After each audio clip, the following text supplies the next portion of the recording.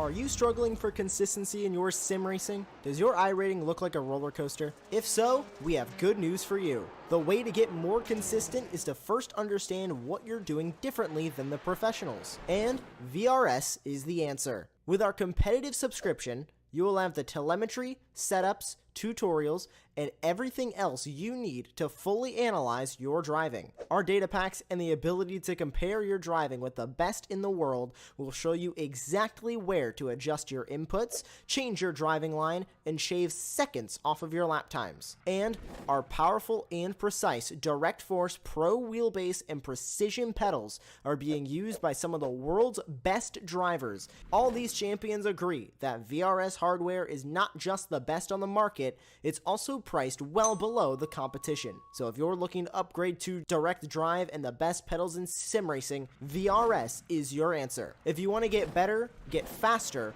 and make it happen sooner rather than later, you owe it to yourself to find out why so many people are switching to VRS. You'll be so glad that you did. Visit www.virtualracingschool.com and learn why the best use VRS.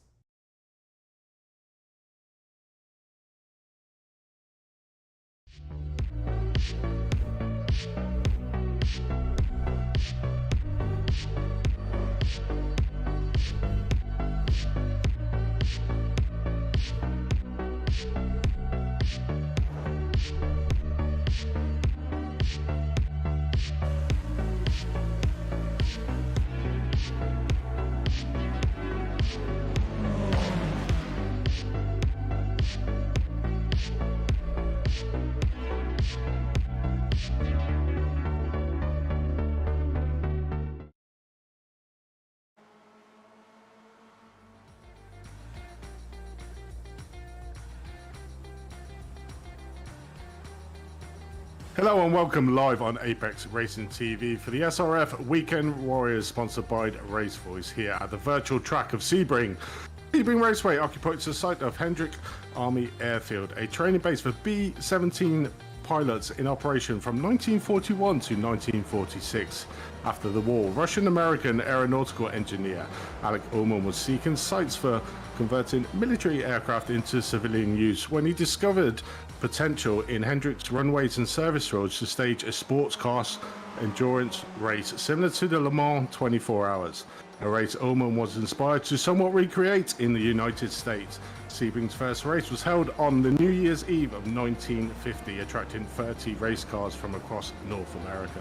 The first 12-hour of Sebring was held on March the 15th in 1952, shortly growing into a major international race in 1959. Sebring is renowned for its rough, bumpy and challenging surfaces. The course still runs on the old section of the World War II era landing fields that were constructed of concrete sections with large seams. The transition between sections are quite rough and often sparks fly from the undercarriages of cars as they traverse them. Much of the track has intentionally been left with the original concrete runway surface. The 12-hour Sebring is renowned as a race that is even harder on machinery and drivers than Le Mans 24 Hours, and is seen as an ideal preparation for the famous French race. My name is Andy Thompson. I'm joined in the box by Jonathan Gorowski, and also being the man that Jonathan is, he is actually in the broadcasting booth as well, so double hatting here today. So last race of the season, Jonathan, is going to be a good one here at Sebring. Yeah, good afternoon, Andy. So good to be with you, and pleasure. It's going to be a pleasure doing double duty today. It's the final regular season race, and the season has really flown by. It's been a really great season working with you and Tim, and we've had some great battles up and down the field, some great racing, and great tracks. So credit to the SRF community for putting together a really good season of racing on a real wide variety of tracks, and we get to cap it off with one of the granddaddies, one of the big tracks of them all. Yeah, it definitely is. It's going to be a challenge here tonight. The race is 40-minute long, with that compulsory pit stop that always throws the spanner into people's races. So it's going to be interesting to see how this course and the pit stops that we normally come to see, who comes out on top. But looking at the top, let's have a look at the current standings at the moment. So In fact, Jonathan can just put the championships up there, mate. There we go. So we look at S1. So Aero Norm well out in front, 865 points there. Pretty much sealed the deal here again. I think that's the 4th season in a row that Aero Norm has managed to secure the championship. Naselli there in 2nd place. Marco Panero does have an opportunity to pass Naselli, but he needs to win the race, and Naselli not be higher than 5th in class to sort of nab at that 2nd place. Jorgi Mani there in 4th place. Wan Chi Lin in 5th, Jason Green 6th, Jeff Fritcher in 7th, Jesus there in 8th, in 9th place Luca Leone, and in 10th we got Simon Meyer. So over to S2. Currently have Camilo Lesnoy there on 528 points. So as long as he has a decent showing here tonight, he should be able to secure that. But you can see there, Flavio Andelo currently only scoring with 8 rounds, so could close the gap quite considerably. And it's all going to be down whether Lesnoy can get a decent position out on track there for the standings overall in the S2 class. Alan McCain in 3rd after pretty much a terrible season he's had overall, but capping it off with that 3rd place at the moment with 463. There is an outside chance for Todd Hansen to maybe nip the heels of Alan, so hopefully Alan can have a decent race here tonight. Andrea Flavini there in 7th, Ian Gibson, Marco Cespadini in 8th, and Gary Warbot in 9th, and rounding out your top 10 is Edgar Santinelli. As we head over to the Masters, so currently being led by Antonio Rice. I mean, he's had just such a streak of form in the last 4 or 5 rounds, really putting a lot of pressure on the pro drivers around him, and that was so close to getting his very first win overall in the spec racer, but unfortunately around the pit stops put paid to that round. I think it was Monza, that was the track. Haraski there in 2nd points again, so as long as Antonio Rees sticks it in front of Haraski, he will take the Master Championship.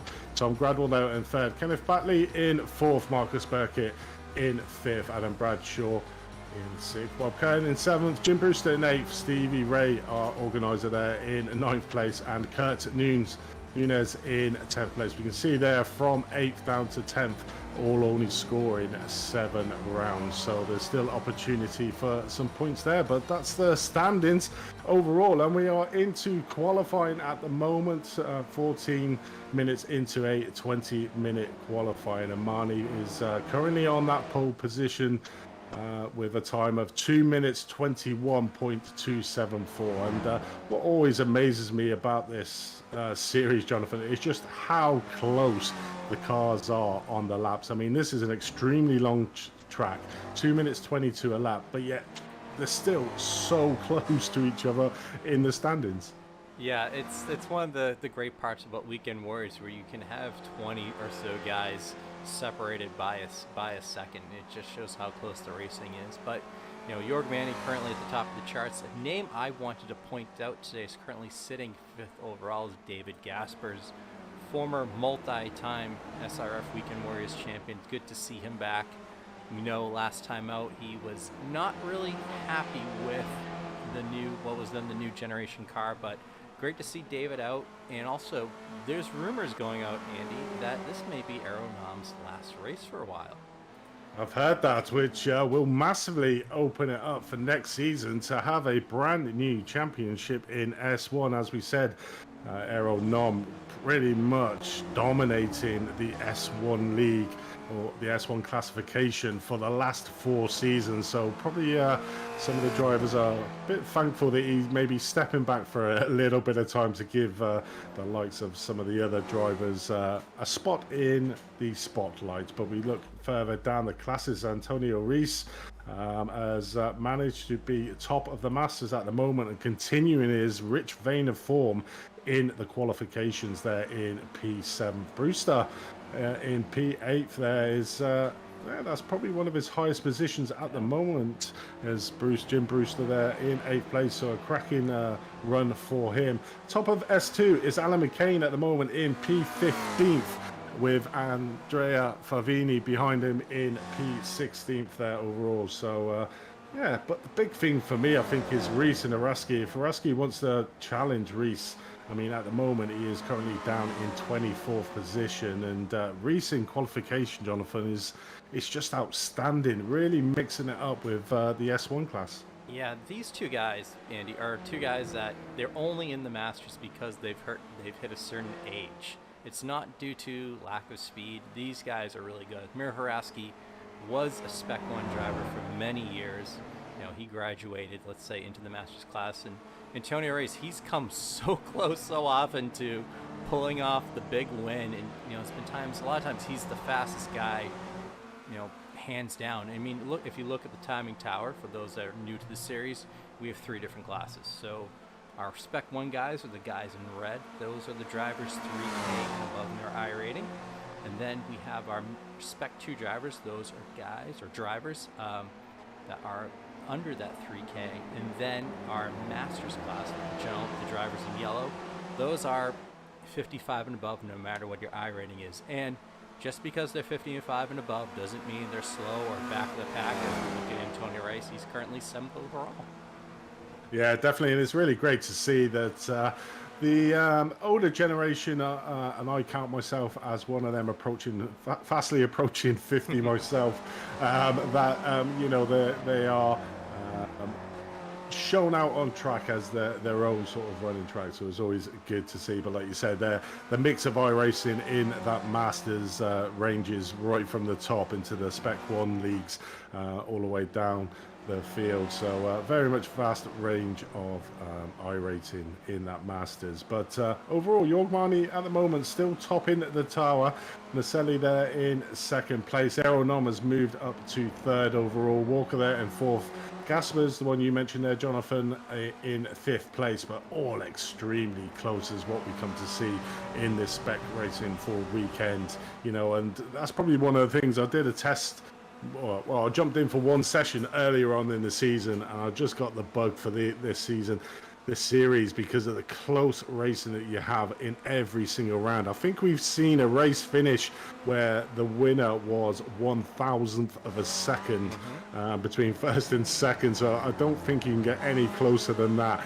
I think even iRacing couldn't really split them apart, and the timing tower was going mad with each one of them just bouncing up and down to see who won. But I mean, that was just such super racing, and I'm pretty sure around this track as well it will be again extremely close racing out on track. We haven't really talked about the track, Jonathan, but I think it's going to be a bit of a challenge for the drivers. We've got some of the really long straights, the Oman straight, then we've got the start finish, and then we got out of turn number 5, the run round Big Bend, turn 6 down to the hairpin. But there's some really aggressive braking zones as we join on board here with Evento Dantas starting line, coming down here into turn number 3. Tricky part of the track this for these cars. Extreme understeer you normally get on here, so you've really got to control that speed as we see them there just using all of the track coming out of turn 5 on this run here down into through turn 6 down to the hairpin of turn number 7. Extremely hard braking area, even in faster cars like the GT3 cars. We see a lot of them, so I'm expecting to maybe see some drivers overextending themselves at this corner and running off into the grass, but then cutting back and then back on the powers. And certainly in these cars they will be flat out coming all the way through these corners here till the tight little turn coming down here into Cunningham, turn number 10. Again, another tricky corner. It is quite quick, as we see there, literally braking that little bit too late, and just pushing the car out wide as they come down and slowing down there as we see there. But then we have the tower just after that, another tricky corner. Don't really want to be getting the car on the dirty stuff on the outside, because you'll probably see some spinning. But we look back up with Jorgen Marley coming out as excellent as ever, Jonathan, just carrying on there, coming back through Le Mans, turn number 16 down the long Oman straight, and then we have the classic Sunset Bend, and that's going to be an extremely tricky corner with these cars, with the massive understeer you've got on these cars. If you've driven this car, you know what I mean. If not, just jump in and just have a go yourself. The car, I literally couldn't get to grips with it. It was just too much understeer for my liking. But these drivers and out on the videos and that, they just make it look so easy. But there's nothing further from the truth. But that is the end of qualifying here. And Naselli has managed to put the car on pole position. So a great run there for Naselli. Nom, our champion there in third place overall. So we just wait for these cars to see if anybody else can make some gains. And it doesn't look like that is the case. Got a few drivers out on track still. So we'll just wait for them to go. But it's going to be an interesting track for the last race of this season, Jonathan. Yeah, it's also interesting too, Andy, that we're used to running the club circuit here at Sebring. This is the first time I think in recent seasons that we're actually running the full circuit. So that's another interesting aspect too. And we're gonna have a full field. I mean, we have about 48 cars currently in the session. So big field, and we're gonna have 4 wide or something going into sunset on that last lap. I just have that feeling. If any of the other races to go by, I wouldn't put it past it. But I mean, certainly with previous races, that last lap, there's always a couple of cars into contention. And this being the hardest one around that, like you said, that last sunset bend, they normally have a nice long straight to contend with to the finishing line, but they've got that sunset bend to contend with on that last lap. So it could have sort of last gap efforts going on to try and make them extra positions. But that is the end of qualifying here at this round in Sebring for the SRF. And just a quick shout out to our sponsor, RaceVoice.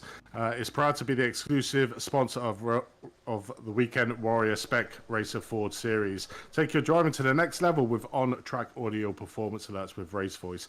Hear miles per hour, turn entry and exit speeds, upshift alerts, and other performance metrics, which are selected and configured by you. Go faster with the speed of voice. Head over to racevoice.com for more information. But I think that is now going through the grid here.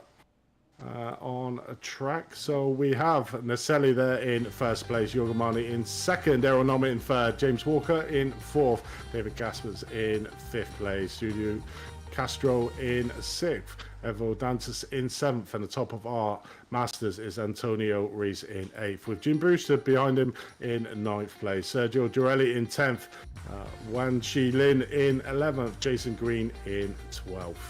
In 13th place we got UX Lu, and 14th Jeff Fritcher, 15th Chris Murakami, 16th Tom Gradwell, Andrew Favini top of the S2 class there in 17th place, Alan McCain alongside him in 18th, Steve Edison in 19th, Pablo Gori in 20th, Ken Batley in 21st, Jason Perry in 22nd, Flavio Andelo 23rd, Todd Hansen in 24th.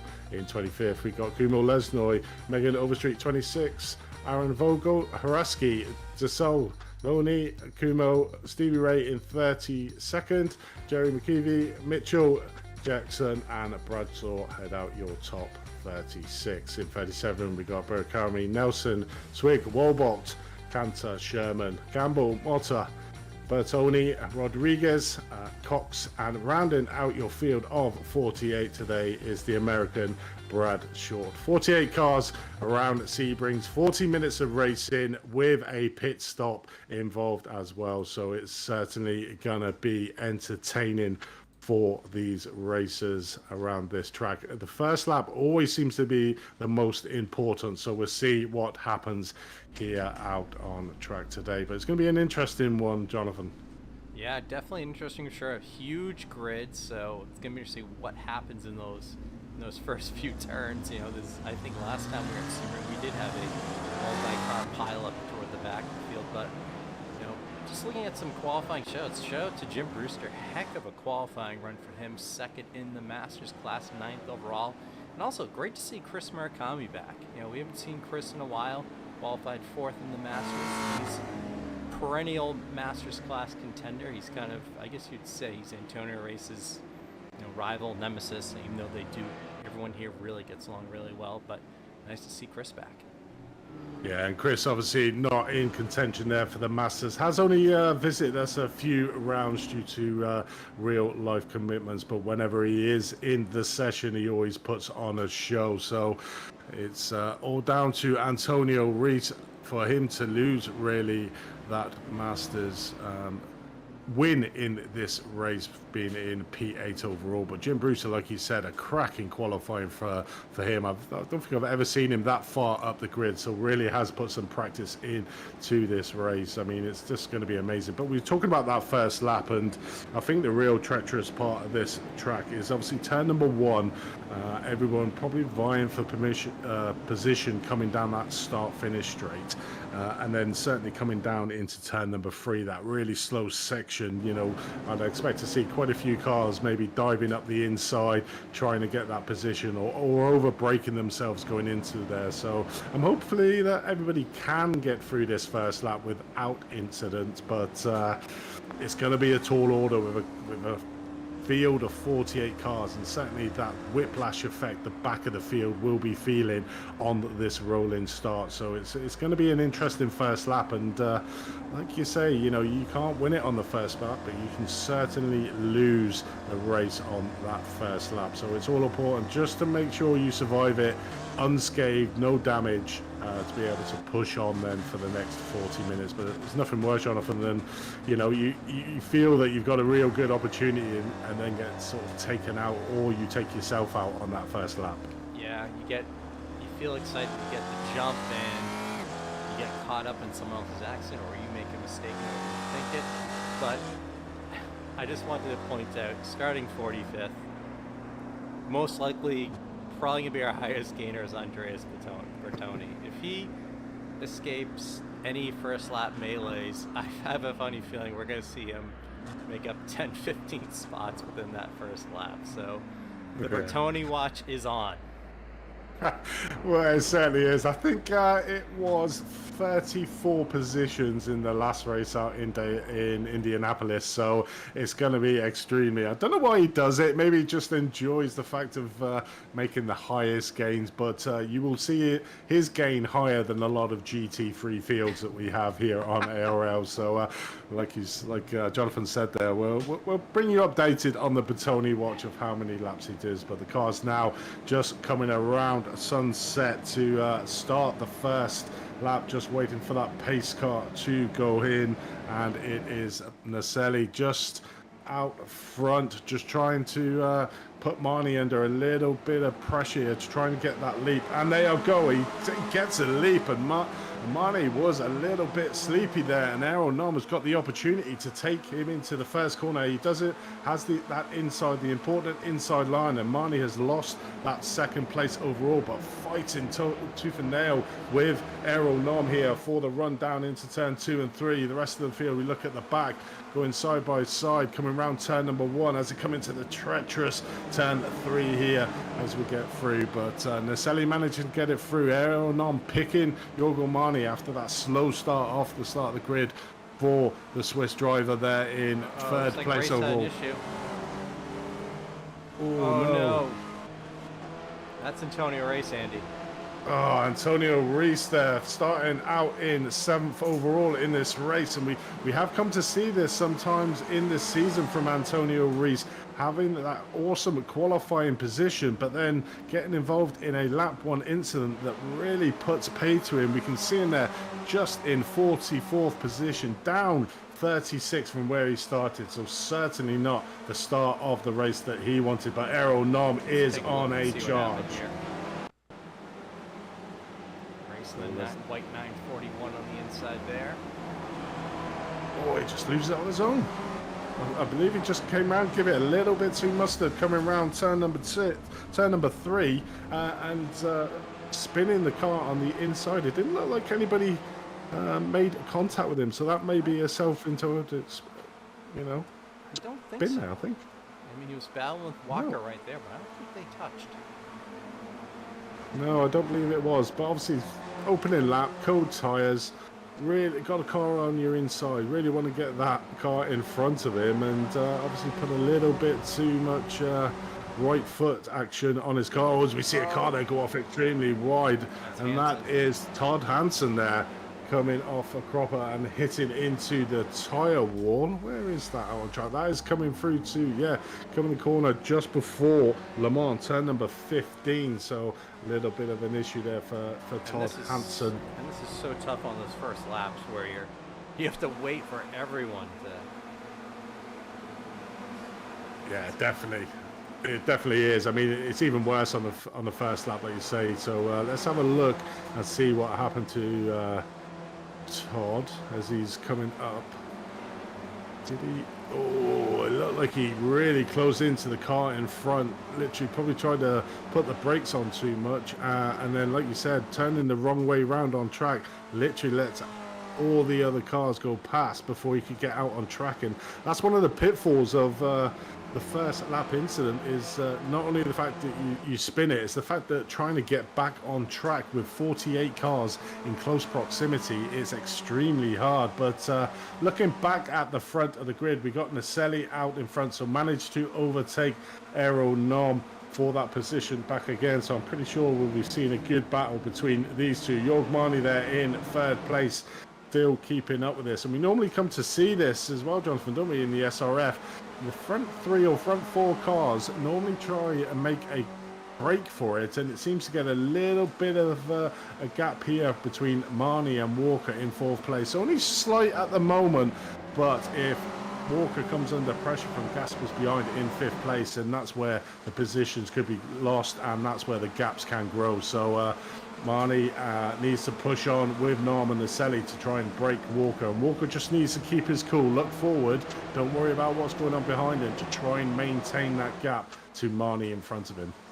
Yeah, Andy, this is something that when I've been broadcasting the series now for a year, and when I have other broadcasters filming with me, I usually kind of give them the instruction: the top 4 or 5 guys are going to break away, not going until the pit stops.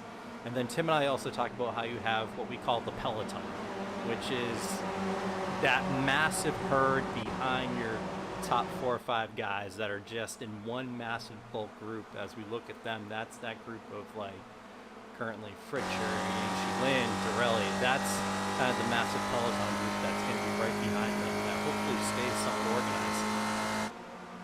Yeah, it definitely is. The top group at the moment consisting of 8 cars, but I'm pretty sure that will be whittled down as the laps progress onwards. But we come here at the end of lap number 2. Extremely long laps, like we said, 2 minutes 20, around about 2 minutes 23, 24s I would be imagining out on track for during the race here. But you can just see, like you're saying there, Jonathan, the big peloton behind, just trying to work together to try and bridge the gaps to the cars in front. But we're looking at a battle here between McCain and Edison. Edison just trying to get the win over McCain, as we just see tucks in quite nicely. Second in S2 at the moment. Flavini is that class leader in the S2 in 14th place. But just look at that in the Masters there, Jonathan. As you were saying, when Chris Murakami joins the races, he always puts the maximum effort, and we can see there he is currently,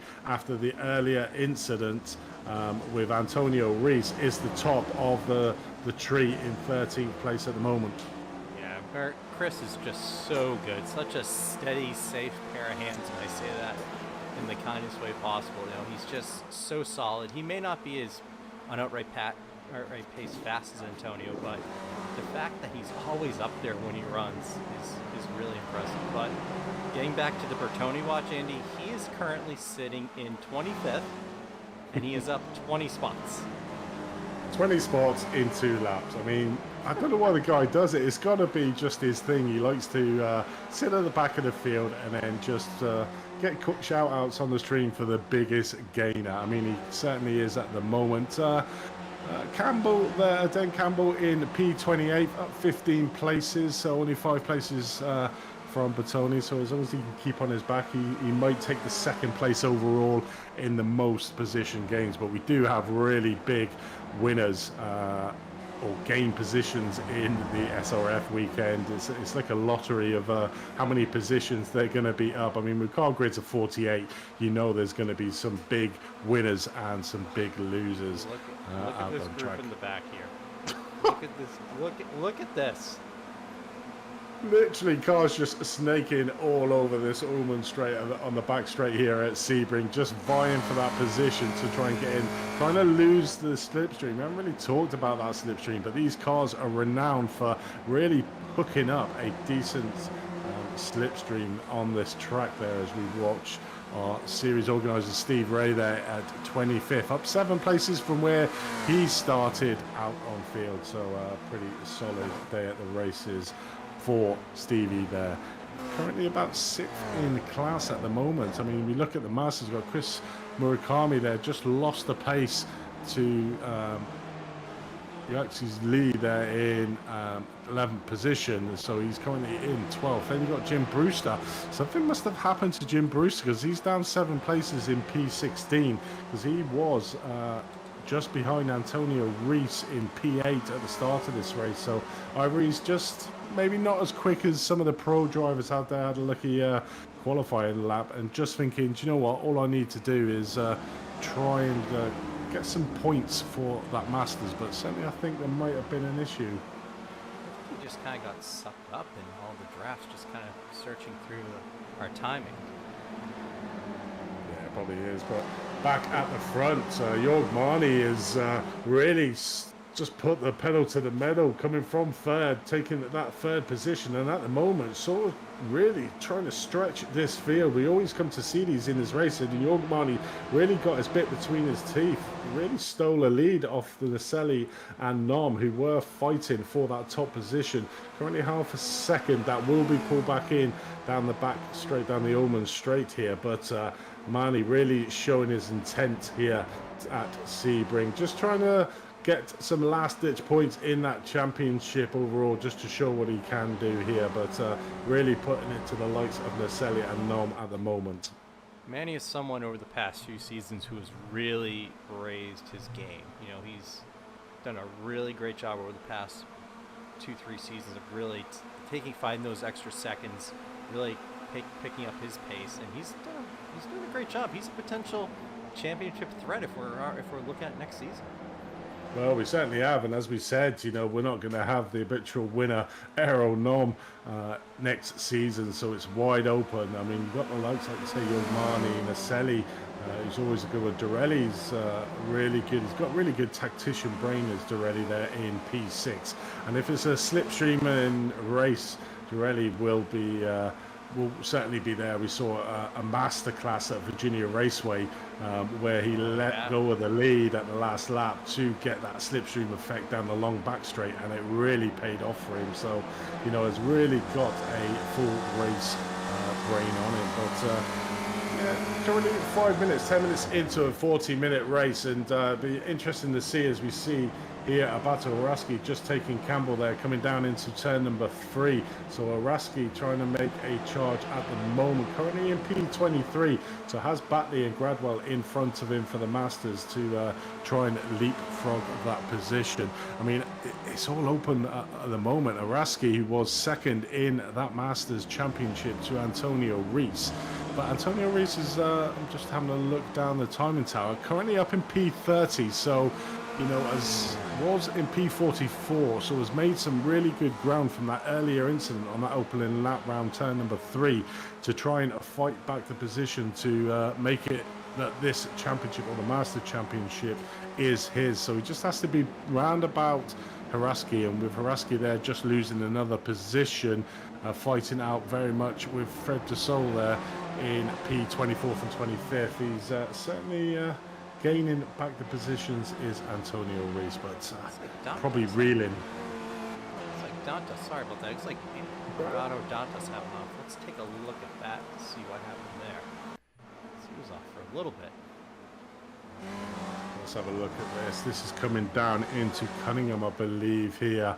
Extremely hard braking. Does he just go straight off into grass? Yes, he does. As I was saying earlier in the video, when we go around that very tricky corner, you know, you can't, it's a fast right-hander corner, and if you lose your braking marker or try and overextend your braking marker, certainly in these cars, you will see exactly there what happened with Dante. It literally just goes off. But I find it unusual. Some of the cars, as we can see there in the background, a lot of the cars going onto the dirty part of the track, coming down that Ullman straight. I'm not seeing the reasoning behind that, really.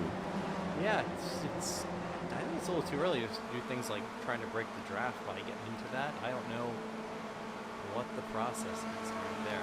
It's interesting. Yeah, it certainly is. But we can see now in the timing tower that the top 9 cars are quite close together. Little bits of gap between Caspers and Castro there, and then extremely tight. So only one sort of gap there acquiring in there. But these top 6 at the moment really trying to break away from 7th to 9th. But it's interesting in the top at the moment. Still quite a big group. We've got Marnie still leading the way, Aeronom in 2nd, Naselli in 3rd place, Walker in 4th, Durelli, Casper's the one you said to watch there, currently at the back of this group in P6. But being in P6 is probably not a bad position to be in. You can save a little bit of fuel and obviously see what happens in front of you to be able to react. These cars are very able and nimble to easily make positions up, as we saw with Jorg Marnie a couple of laps earlier, going from 3rd all the way up to 1st place. But these 6 at the moment just stretching the field out over Fritcher just in the background there in P7th, and Lynn in 8th. So from 7th to 11th at the moment, little bits of gap forming between them drivers. And then, like you said, we have the peloton from P11 all the way down the field. I mean, you can see on there the timing tower street, all close within like a second. There's a little bit of a gap between Andelo and Lesnoy, but then it's pretty close down the field. So the main peloton still having their little bit of fun, Jonathan. Yeah, and back to the Bertoni watch. Currently, P14 up 31 spots. How does the man do it? I mean, what we need to do, we need to look at, obviously, this is the last round for this season. If Bertoni joins next season, it's literally just stay on him in the first lap and just watch how he just carves his way through the field. Only done 6 laps here, and he is currently up 32 positions. I mean, it's just amazing. So he has his own little prime time spot with the Bertoni watch, so maybe that's why he does it, Jonathan. I think I need a second. We need to talk to the head honchos at Apex about getting a second cameraman for this race, these races, just so we can watch Bertoni on one screen. But it'll be interesting because we usually have Stevie Ray on the last race of the season, so maybe it's something we can ask Stevie about in regards to a few other things, like what is Bertoni doing? But speaking of what a guy's doing, we have a bunch of drivers already taking pit stops. Yes, we do. We've got Dante, Spaley, Lesnoy, Ray. Ray's normally our first driver in, but you can see there we've got 4 cars in the pit stops. Only 15 minutes into this 40-minute race, lap number 7. I think we worked out they've got round about 17 laps for this race, so we have some early pit stoppers already. So Dantes, Lesnoy, Batley and Stevie Ray coming in on lap number 6. So we join the field here with Brewster, who was P8 overall at the start of this race, and just going the wrong way down the field at the moment is Brewster there in P16th. The 933 car just got overtaken by Ellison there, the S1 driver, up into P15. So really struggling out on track at the moment is Brewster, and really needs to sort of curtail that gushing blood wound at the moment and try and secure some speed to be able to keep the position where he's currently at. Currently P2 in the Masters, so doing a sterling job overall. But we're looking at this race now with Green out there with Favini, the top S2 driver in front. Oh, that is Gradwell, I think. Is that Gradwell? I think that was Tom Gradwell. Yes, it was. It was Tom Gradwell taking an alternate line through the tower turn there. Very tricky corner out on track. I'm sure we'll have a look at a replay. Yeah, most certainly. But take a look from Gradwell's point of view here. Let's have a look. So this is coming down to the tower here. Very tricky right-handed corner. It's a fast corner, but it can catch you out quite easily. There you go. Literally took too much of that dirt on the outside of that corner and literally lost traction coming out, spun the car out to the right side. Didn't do any damage to his car, just a little bit of damage to his pride there, I think, overall, but still able to carry on. Seen a lot worse incidents coming around that tower turn, certainly smashing into the wall. But we look back up to the front as Aeronom takes over the lead of this race again. Jorgmani just tucked in behind him, only 0.2 of a second, so I'm pretty sure they will be changing positions again in this race. But coming into the realms of the pit stops very shortly, and one of the things that I certainly noticed in this season, Jonathan, is the way that Aeronom can somehow gain 2 or 3 seconds after the round of pit stops. I just don't know how the man does it. This is one of the best, I think, doing this series for a while now. This is the most complete Aeronom we've seen. In previous years, he would just soul crush everyone to the point of just, when you have a 13-second lead, you have to be as calculated with your pit stops. But he's been so calculated with his pit stops this year, just having strategy. Even when he's off strategy, he can think on the fly and say, okay, I need to do this. But he's just so impressive. We say all these nice, great, kind things about him because he's just so good at this. He's one of the best there is at it in SRF. He certainly is, and he comes into the interview room like Iceman, like there's complete somebody with, yes, it's just another day at the office. Thank you very much. There's very little emotions there in anything, and we've just seen like the best race ever, and Aeronom comes in, and it's like, yeah, that's just a standard race in the SRF weekend, but like you were saying, about 30 beats per second or something. yeah, it definitely is. It's quite amazing. It's quite amazing. But he is a driver, and like you were saying, like last season, he normally about 13 seconds ahead. It's not the fact that he's slower now; it's the fact that the rest of the field is starting to catch up on him. And like you said, has realised that and picked another part of the race that really could play to his advantage to get the win. So really good racing for him. But we look on board here now with Campbell. There's a 4-car battle. Raski leading out the street with Overstreet, McKirvey and Campbell. So this 4-car battle at the moment for P18 out on track. So interesting midfield battles as always in the SRF. Definitely is. Up and down the time. I'm surprised we're as spread out as we are. I expect us to be a lot closer.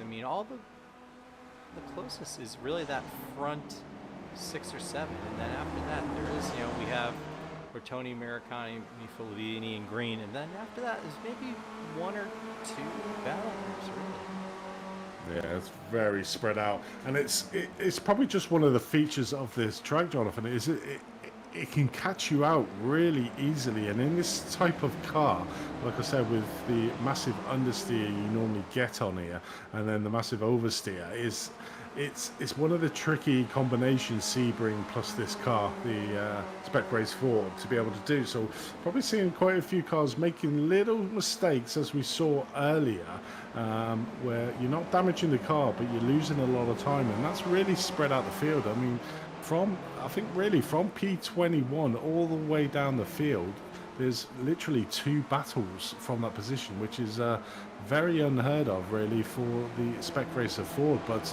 luckily, we still do have a cracking battle, as you can see on the timing tower. The position 1 to 5 still very much close together out on track. Then you've got a little bit of a gap, so Gasper's just getting off the back of that group at the moment, but he's having a good battle with Fritcher in 7th position. We can see them in the background there. Then a little bit of a gap again to Liu and Lin with Castro, and then it starts breaking out into a little bit Bertoni there, as you can see on the timing tower. I won't steal your thunder and do the Bertoni. Nope, go for it. It's not my thunder, it's our thunder, Andy. It's our thunder. I like giving it to you, mate, because you give it up. But he is up 34 positions. I mean, he's trying a record, I think, here, Bertoni. I think we saw him 34 last week, and he does have opportunity to get higher at the moment. Still very much the only pit stoppers are from P27th down at the moment. We do have Jason Green coming in and Steve Ellison on this lap for their pit stop. We've got Megan Overstreet coming in as well on this. So still quite a few drivers out there going to the absolute limits of their fuel here at Sebring. Coming into, gone over halfway now, 22 minutes into this 14-minute race, 10 laps done. Around about 17, 18 laps will be this race overall, but it's going to be interesting now to see who in that front group starts blinking first, and it may be an opportunity for some of these drivers, and we've seen it in the past, these on the fringe drivers as we call them, just outside the top half of the field, coming in, making a really good pit stop, coming out, getting nice free air, and then basically really putting in a blinder or a lap. So it's going to be interesting to see again when we get after the round of pit stops. Yeah, it's going to see who goes with who, too. That's going to be interesting to see if guys are talking and saying, hey, I'll go with you, or, hey, what do you think of going? Looking also, I forgot to bring this up earlier, no Marco Pinero this week, so Maselli doesn't have his teammate up there who, as we've seen, they work together so well this series, so Maselli's got second on lockdown, as, with no Marco Pinero, but also doesn't have someone he can automatically work with.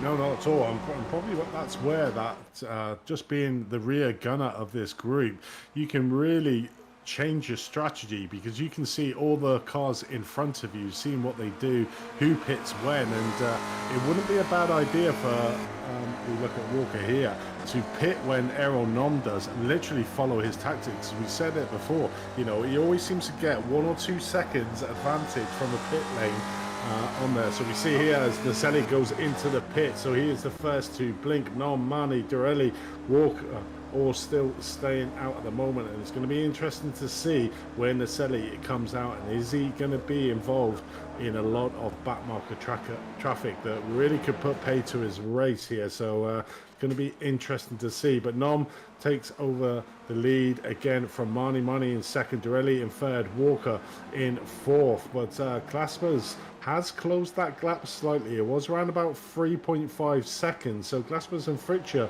not fighting out, which is the right thing to do to be able to close that gap. So Glaspers is starting to close a little bit on the front four here. So Glaspers could be joining these group after the round of pit stops. Yeah, I was thinking that as well. I'm curious if Gaspers is just holding a little bit back. If he's just saying, I can stay with these guys, kind of stay in the draft, but don't get involved if they get too racy. As we've seen sometimes, a few times this season, where we've seen the front pack just get a tinge too racy, or in the early in the race. So he's holding back. Great strategy. Yeah, it is. I mean, we've seen, and obviously with the front four cars battling it out on track, he doesn't have to do a lot to close that gap down. But we look at Naselli here coming out in P18. Luckily does have a little bit of free air in front of him. Does have Vogel and Campbell in front of him.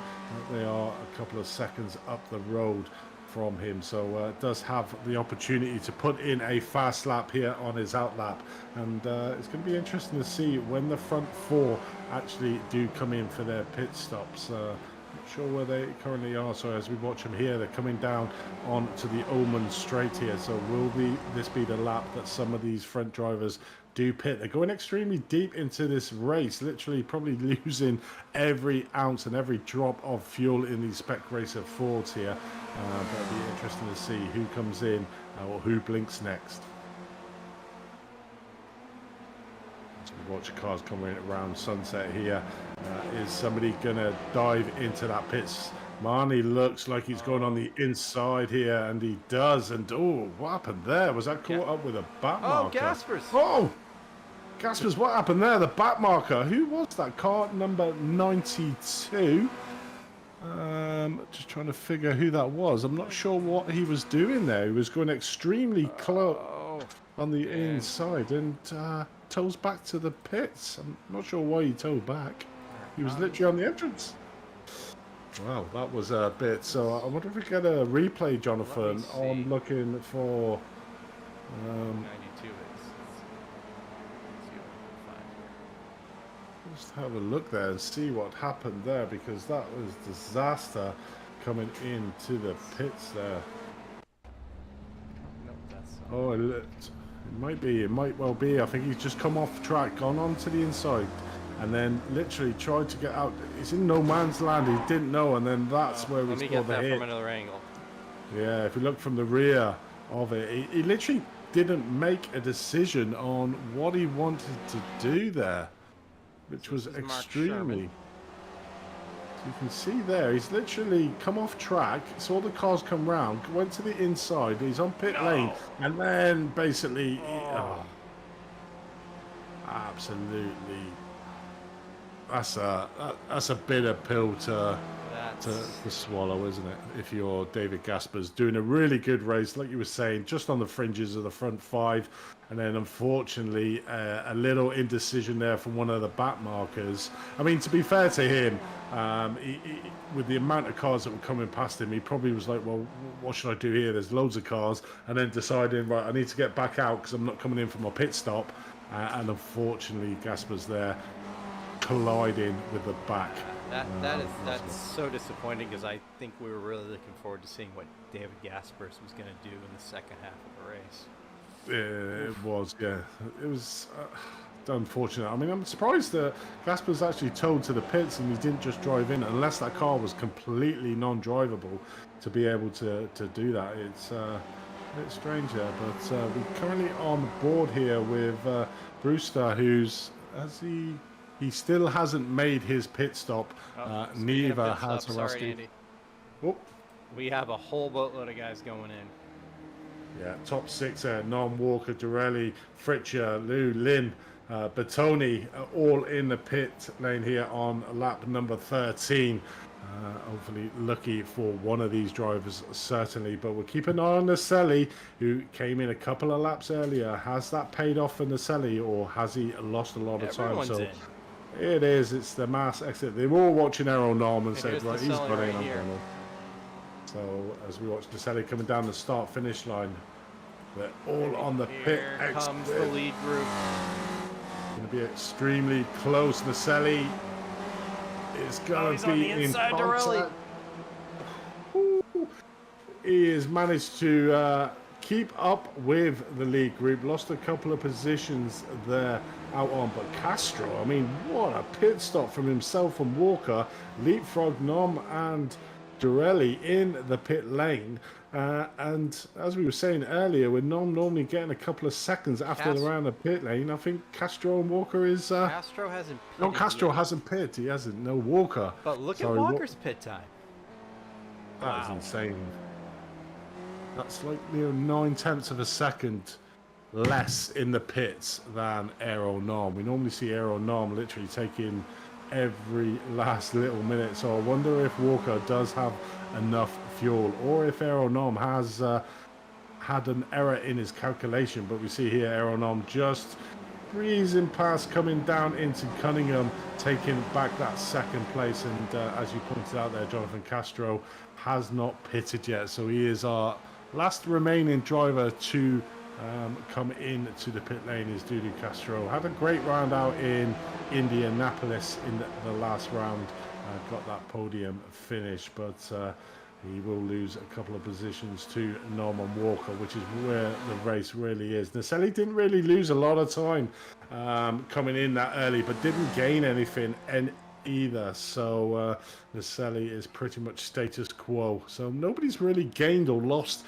in the round of pit stops, and I do believe that is probably the first time this season that we haven't seen a driver just get out in front after the round of pit stops. So race on. So looking in the YouTube chat, Mr. David Gaspers is in there, and he said, I had a drive-through because of us. He goes, he didn't accelerate for some reason. I had a drive-through because of a stupid 4X on a straight earlier. That's why I stopped. So poor tough break for David Gaspers. Yeah, it definitely is. He didn't accelerate for some reason. Had to drive through because of a stupid 4X. Yeah. So he had to come into the pits to serve that, and unfortunately the back marker, as we saw earlier, you know, I wouldn't put it down to the back marker. I think he was just probably flustered with the amount of cars. We saw the front pack just streaming past him as he came back onto the track, and unfortunately David Gasper's there just getting a little bit caught up in there. But Walker's not giving up on this race, really putting it to Aeronom.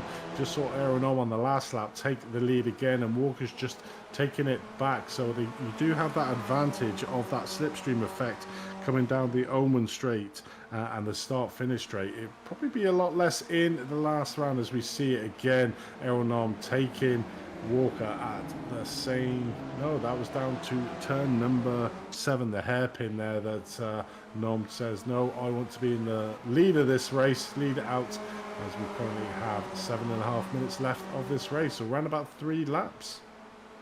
Yeah, right about. And this is going to be our, I think this is, unless something crazy happens, this is going to be our, oh, Walker, no!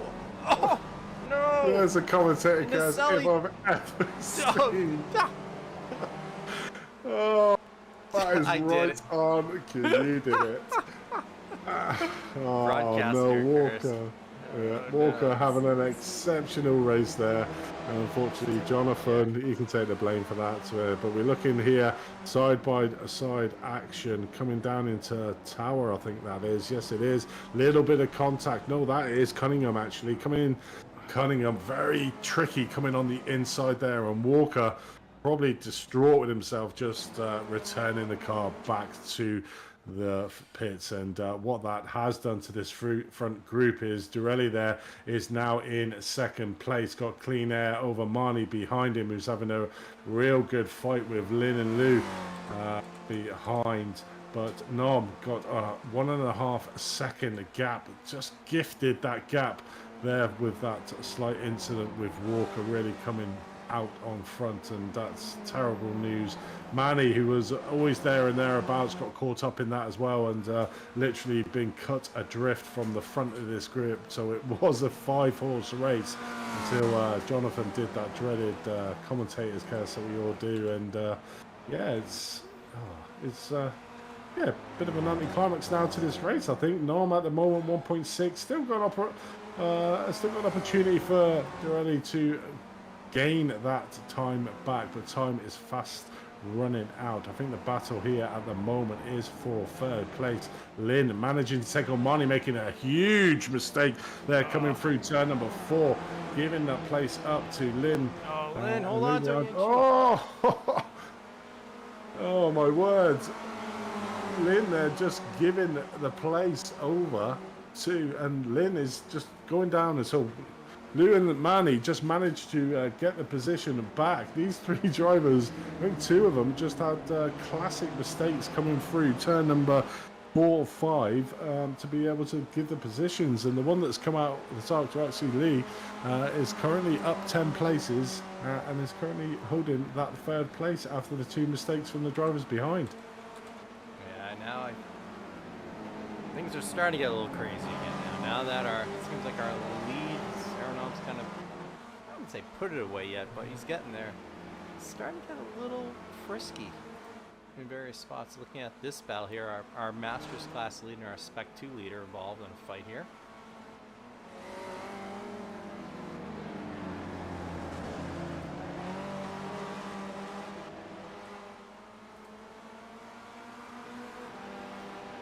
The battle for 11th here with Ellison, Murakami, and Indello. It certainly is, and Andelo's really putting Murakami under a lot of pressure for that P12 for the moment. Ellison is just out in front, as we can see there, number P11 overall, the car 56. So these two having a really good battle. I'm just looking down the timing tower, and it's really been split up. I think the next battle is for Jesus Rodriguez in P20, as Adam Bradshaw, Michael Nielsen and Ken Batley. I think they're having a sort of 4-car battle out on track, but the rest of the field really split up, certainly after that Walker incident. Oh, something happened to Durelli. Durelli coming into the pits. Has he got a drive-through penalty? Let's have a look here, see if he goes straight through the pits, but what has happened there? I don't, did he? Yes, he has got a drive-through penalty. He must have reached the incident limit. Or did he speed on pit road? I'm not sure either. One of the two, but what that has done now is promoted actually, and Wan Shi Lin up to second and third. I mean, Liu is up 11 positions. Lin is up 8 positions from where they started from. They've been gifted this second and third at the moment. But Marnie is there in the picture just at the back to see if he can get on the podium here at the last race of the season. But I mean, we've had so many front runners. Jorelli that last round. We had Walker a couple laps earlier that really split that 5-car battle for the win overall here at Sebring. The top drivers are making slight mistakes around Sebring, and we said this at the start. Sebring's one of them tracks with this car that is really tricky. And I suppose coming into the latter stages of this race, the tyres are starting to be going away from the drivers, and this is where we're starting to see quite a few mistakes. But one person who's not got any mistakes is Aero Nom. Literally been gifted this race, 5.7 seconds out in the lead of this race, can literally take a lap of honor around this, probably the last. Yes, so it will He's be. gonna get a white flag next time around, I think. Yeah, he should do. He literally can. He's got the opportunity to just take it nice and easy. 5.8 seconds ahead of that battle for second place between Lee, Lin, and Marnie overall, and Naselli's not far off either. So he's starting to close the gap slightly. Yeah, they are. Naselli and Castro. Andy, when was the last time you broadcast the race that had 37 cars in it? Last week's SRF race, I think. Because Andre on the Bertoni watch, up 37 spots. I mean, that is just insane. Up to P8 overall. I mean, I'm just looking down the timing tab for the next biggest gainer. We can see, I think it's Jory Cox in 27th of 20 positions. Then you have Adair Campbell in up 19 positions in 24th. But, I mean, 37 positions. That is just insane. Insane. Oh, man. I mean, I think we should ask Stevie Ray to have a camera on Bertoni in the corner that you can just watch his race and just watch him sieve his way through the field. I mean, the amount of gains that he makes up, and he's still not done here either. Yeah. I mean, he's looking at the 153 car in front of him. Fortunately, that is a back marker, so I think he's a bit off. This is a battle for position right here. This is Fritcher. This is your battle for 7th. But I want to jump up to that battle front, for that battle for the box right here with Yang Shilin just took 2nd. Zhu Li and Mani. It's all this last lap. I believe it is the last lap, and the pin has completely been pulled on these 3 drivers so close together. I mean, Nom is a dead cert now, 6.5 seconds up the road, so we know he is going to win this race. But who is going to win second place is anyone's guess at the moment. I mean, Marnie at the moment is just trying everything to do, but Lou is just trying to get his car into position to take that second place over Lin at the moment, but Marnie could nip his nails if he makes a slight mistake. So it's all going to be who can get the best run, as we see there at the bottom of the screen. Aero Nom literally going to cruise to a victory here, and at the back you can see that battle for second place. I mean, it's going down to the wire here, and then a free wide coming into Sunset. Marnie going on the inside into Sunset. Could take Lou here coming round in there, but really needs to make sure he gets that speed through. It's a drag race down to the line. Lin just managing to keep that second place, not going to be troubled. And unfortunately, Marnie didn't have the speed on the exit there to take it. So positions are at 11th. But here we go for 11th place. We got Andelo, Elson, and Macari. Macari's just managing to get to the front of the grid. Goes out wide, should get the speed. Oh no! Macari makes a mistake there coming around the exit. Does he spin it? No, he manages to save the car. So unfortunately, will come out the back of that group of 3. Elson managing to get P11th. Andalo, top of your S2 there, but Murakami, the top driver in the Masters here. So like we said before, Jonathan, whenever he comes into one of the sessions, he is going to be one of the top drivers in that Masters. I mean, we haven't looked at Antonio Reese, see where he is out on track. He looks like he is retired as well, currently down in 43rd position. Where is Araski? Let's have a look. Where is he finished? 17th. He finished 17th. So. I'm not sure. He's probably got too many points to overcome, but that is a big points haul there for Araski. So I'm not sure where that will put out, or will that make any difference to that Masters Championship? It was too far out, I think. I think Antonio's really good races were really, really good. So I think he is our Masters. I'm 99.9% sure he is our Masters class winner. He did, but obviously with Bertoni watch, he managed to finish the race a massive 38 positions from where he started. So he did get that P7 for that battle with Jeff Fritcher there. But I mean, wow.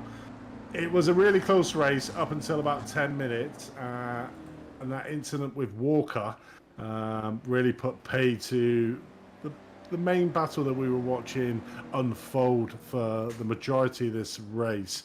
But then we had an epic battle there for second place overall for some big late charges on the turn. Marnie was up there, it always was, but finished 2 places left down.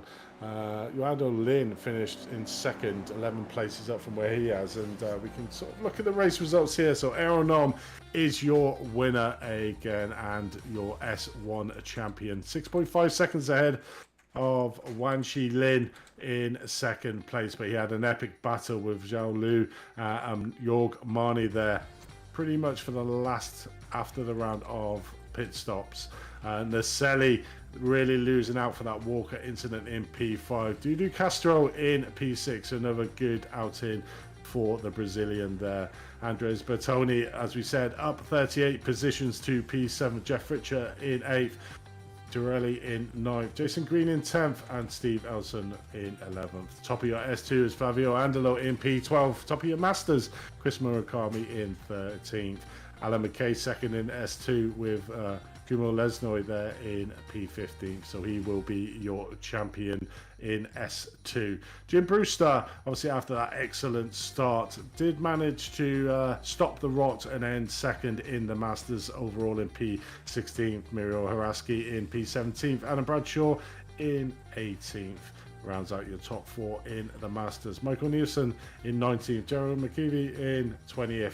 Andrew Favini 21st. Fred Dissol 22nd. Ken Batley, Megan Overstreet, Tom Gradwell, Yorgi Cox, Aaron Vogel, Steve Mitchell, and where we are, there we are. So many drivers in there. I'll take it. 30th, Aiden Campbell. 31st, Gary Walbolt. 32nd, Paul Jackson. 33rd, Darren Kuhn. 34th, Jeff Cantor. 35, Series Organizer Stevie Ray. 36th, David Swig. 37th, Jesus Rodriguez. 38th, James Walker after that unfortunate incident. And then we go to 39th, Luca Leone. 40th, Orlando Dantas. 41st, David Gaspers. Tough one for the Wiener Schnitzels.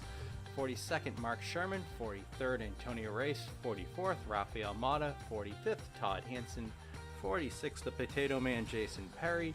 47th, Paulo Gori, and in 48th was Andrew Short. So that's our field. And Andy, I think we have some interviews.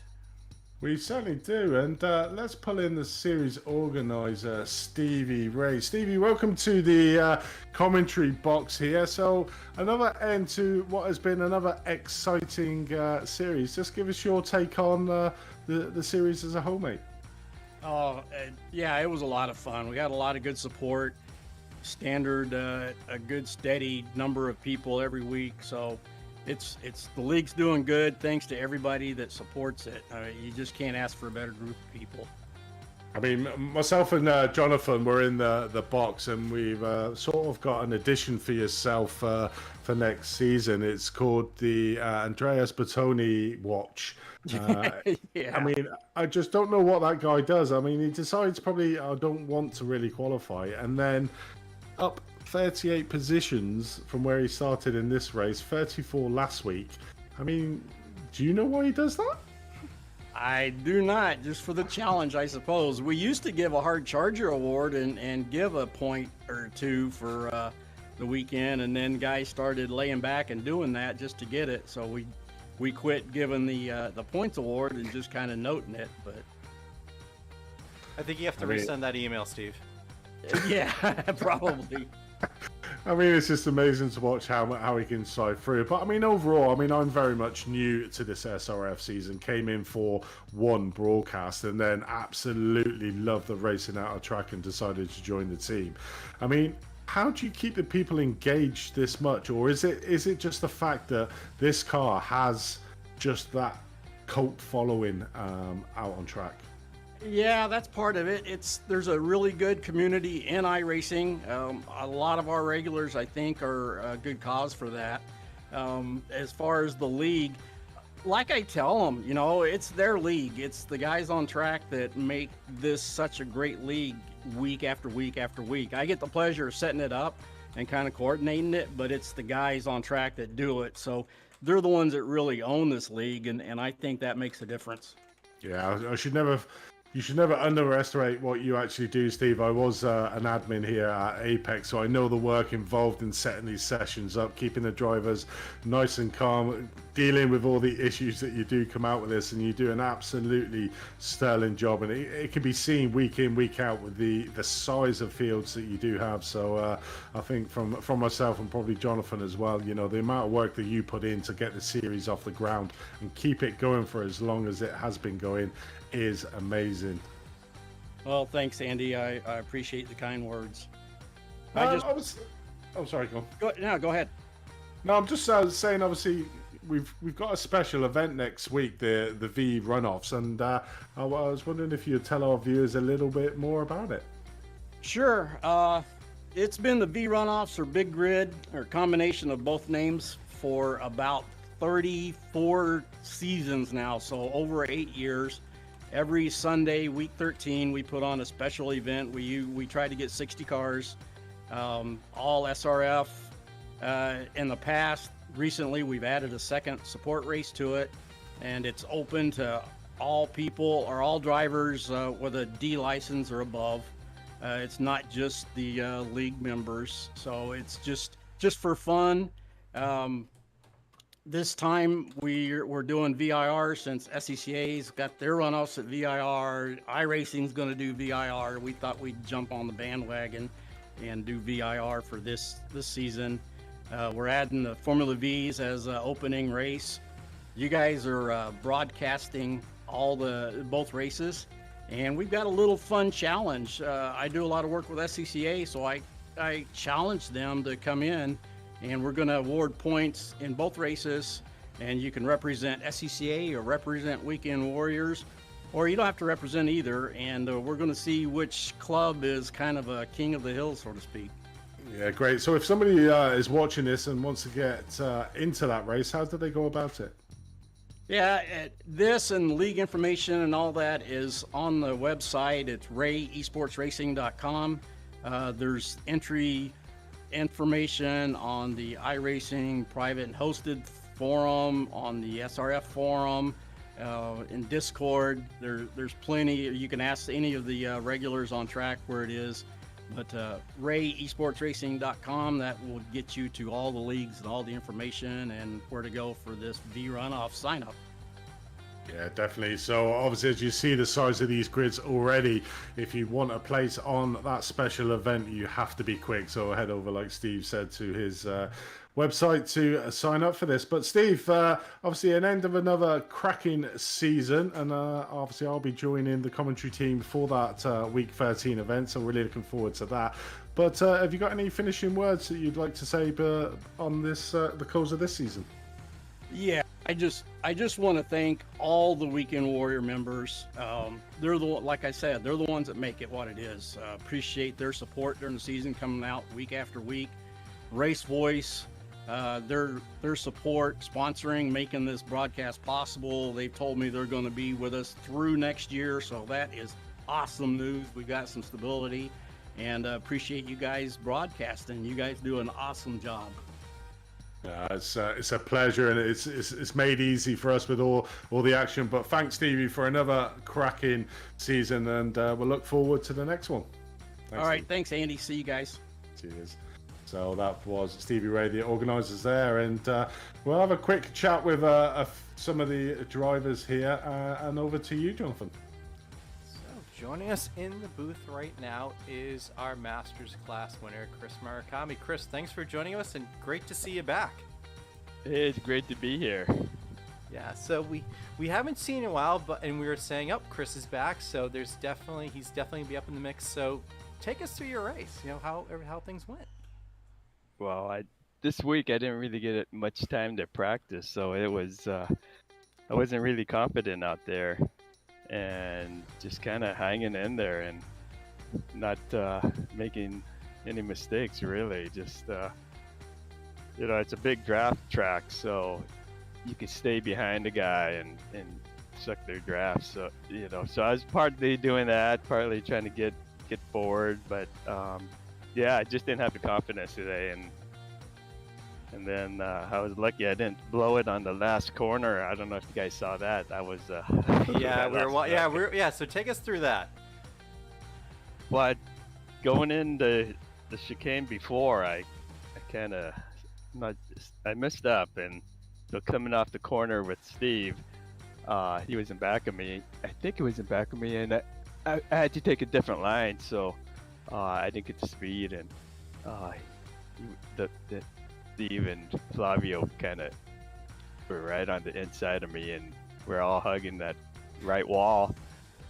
And then going into the corner, I just totally different line, and just like I didn't spin out. Are you? Well, like when you're racing like that, are you aware that, hey, I'm in the lead of my class, Fabio's in the lead of his class, and Steve's in a different class? Or is it just I'm going for it, want to get the highest place possible? Mainly the highest place possible. I kind of understand, where I am with the Masters. I heard Antonio had an accident, and then I seen him drop out. And I know he was in front of me, but it's mainly position. That's what I usually go for, and so giving up one or two positions at the end kind of didn't go exactly the best for me. Well, it's great having you back, and before we let you go, is anyone you want to thank? Oh, I gotta thank Steve and all the drivers for participating, and you guys for putting the broadcast on. It's a lot of fun to review that, and my girlfriend for being so busy, so I do have time to do this. And so the whole iRacing forum. Great. Well, congratulations, Chris, on a great win, and hopefully we'll see you again soon.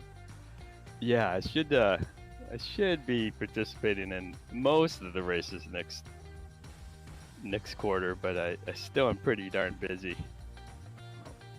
As long as when we get you, we'll take it. So thank you so much, Chris. Oh, thanks for having me. That was Chris Murakami. Andy, who do we want to bring in next? I know we're a little short on time.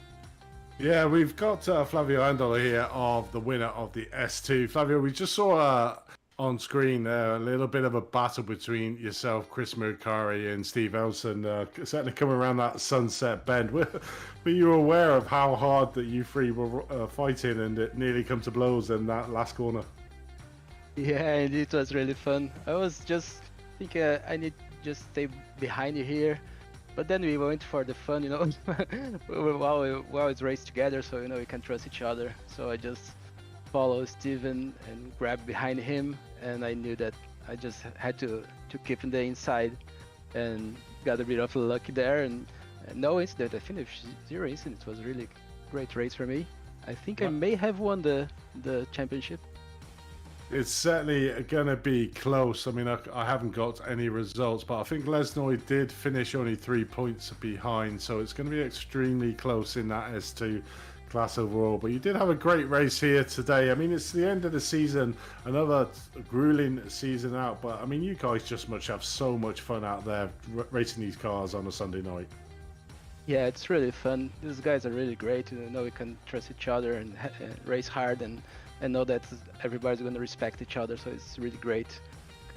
Kuzma did a great season too. It was really great racing with him, and Alan too. All the guys, it's really great. Yeah, definitely, and an awesome end to another season, and obviously the new one starts in 2 weeks' time. But before we let you go, Flavio, is there anybody you'd like to give a shout out to? Yeah, just thanks the guys as usual. Stevie for organizing, RaceVoice great for sponsoring, and you guys the broadcasts. It's really great. Thanks, guys. Thanks, mate. And that was Flavio Andalo there, top of your S2 for this race. And we'll get in Aero Nom here for the final words. Welcome, Aero, to the interview room. Obviously, leave the best till last. Obviously, Pro Champion again, or S1 Champion again. And with the news that you're not going to be racing for a little while, probably gives a good opportunity for someone else to take over your mantle. Yeah, it will be maybe more interesting. Let's see, I think Naseli will be very good. He has won before, so yeah. So it's the end of another season, and it's all gone your way again. But I don't think that's really been the marker of the season. I mean, you've certainly been pushed hard on a lot of the rounds. Have you had to change your tactics slightly for this season of the Spec Racer Ford Weekend Warriors to be able to keep and maintain that top position? Yeah, I pretty much have changed the tactics almost every race. This race I was just going out full and saving fuel if you can, but it was full out. It was last season, last race, so I had the title and so I had the freedom to do anything. So yeah, but at the end, it always ends up like this. I got through with the accident and yeah, huge gap and I won. Yeah, talking about the accident, obviously with Walker, there was 5 cars in the mix then, extremely close all out on track, you know, setting up to be a grandstand finish, but unfortunately a little incident between yourself and Walker put pay to that, really hampered the field behind you. You managed to scamper away, probably sweating a little bit up to that point, but after that incident and you had that 5-second gap, it was, did you feel like it was more like a victory parade lap for you on the last couple of laps? Yeah, pretty much, especially when Giorgio had to pit. I think he didn't have any fuel from second place, and like I said, it was 5 seconds, so I was just cruising.